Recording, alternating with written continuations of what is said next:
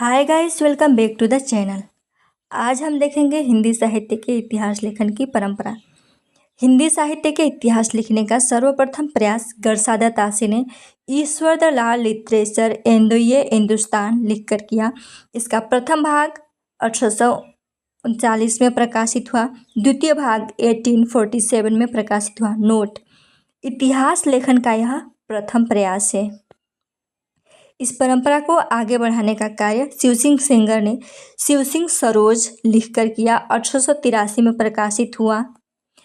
George Grierson the modern vernacular literature of Hindustan लिखा। 1888 में प्रकाशित हुआ। नोट: यह इतिहास न होते हुए भी सच्चे अर्थ में हिंदी साहित्य का पहला इतिहास कहा जा सकता है।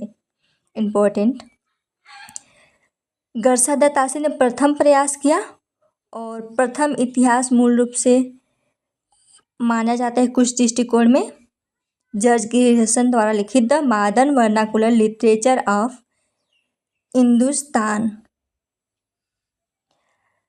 मिश्र बंधुओं ने प्रयास किया। मिश्र बंधु विनोद लिखकर इसको प्रथम 3 भाग 1913 में प्रकाशित हुआ। चतुर्थ भाग 1914 में प्रकाशित हुआ। यह इतिहास में मूल रूप से कवियों का परिचय दिया गया है, जिनमें लगभग 5000 कवियों को स्थान दिया गया है। इतिहास के दृष्टिकोण से इसका खास उद्देश्य तो नहीं है, किंतु आचार्य शुक्ल कहते हैं कि कवियों का परिचयात्मक विवरण मैंने प्रायः यहीं से लिया है।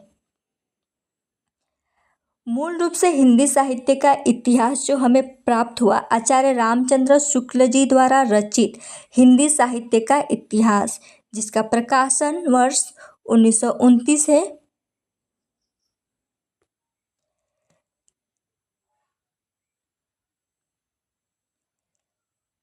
हिंदी साहित्य का इतिहास प्राप्त हुआ।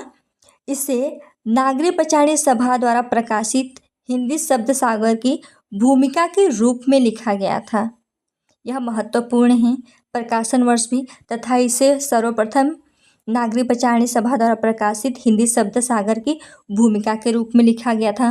तो यह रहा हमारा हिंदी साहित्य के इतिहास लेखन की परंपरा, और मूल रूप से हिंदी साहित्य के इतिहास में हमें आचार्य रामचंद्र शुक्ल जी द्वारा रचित हिंदी साहित्य का इतिहास 1929 को प्राप्त हुआ। इसमें इन्होंने 900 वर्षों के इतिहास को, हिंदी साहित्य के इतिहास को विकासवादी और वैज्ञानिक दृष्टिकोण से लिखा है। धन्यवाद।